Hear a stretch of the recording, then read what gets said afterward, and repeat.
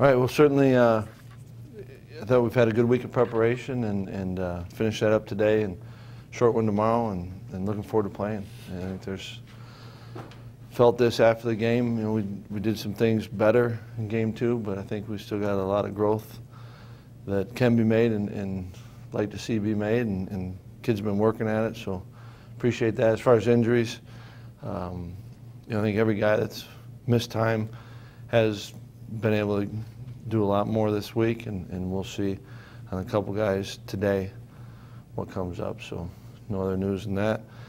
But it's another opportunity back in the Camp Randall, and again, against the team I think presents us with some challenges that we've got to answer to.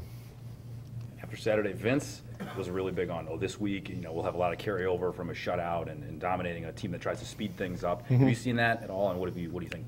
I like the way that we've worked. You know, now we gotta do that, and I think that there can be some momentum off of what you do the previous week, or if you start stacking it week after week. But that's also the great thing about sports. You gotta go do it. And how have you seen offenses? You know, Troy State's another fast break offensive team. Have you seen that, you know, as an offensive coach and now a head coach, kind of the evolution of that? You know, tons of teams now going to the spread and the hurry up. Yeah, you know, I mean, I think there's the philosophy behind it. Spread people out and make people defend you in space. And, you know, teams with good players that run it well are good offenses. And there's nothing magical about it.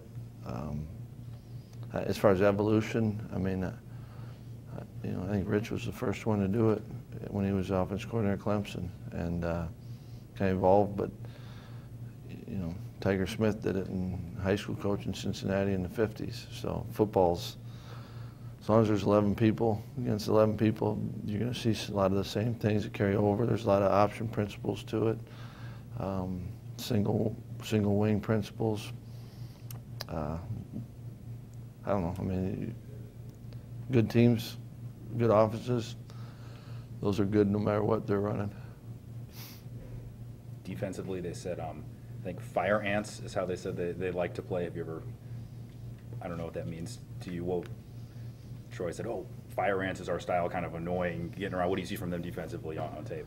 I think, you know, their defense coordinator we've played against a number of times, and he's a really well-respected coach. And I think they got some really good players.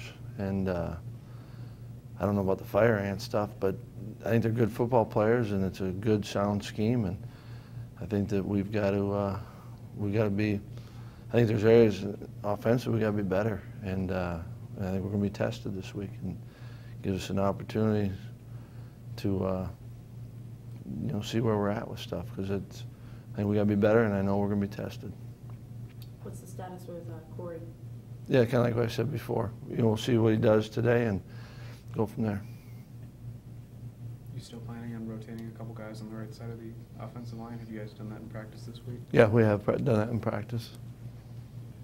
Do you feel like your secondary in particular will be tested this week, considering all the 4 or 5 wide sets they run?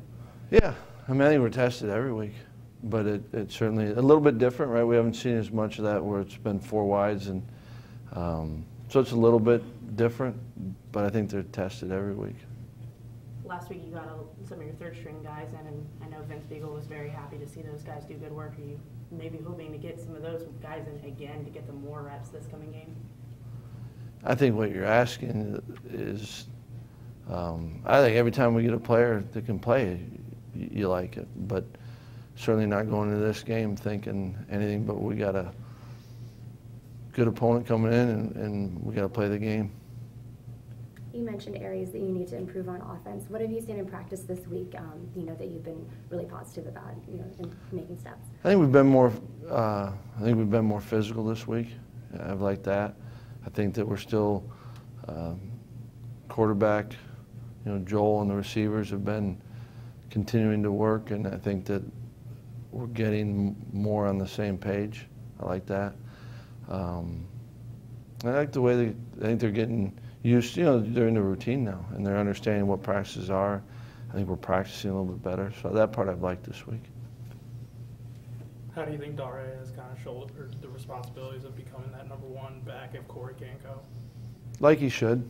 You know, I mean, I think that everyone, and that happens at every position. You know, someone's not going, someone's got to step up, and I think, you know, Dare's done some good things, and he's like the whole team. You know, some good and areas we got to get better at. And I think Taiwan, you know, he's still learning. You know, he's going to get ready to play his third game, and we're going to need all these guys to be good.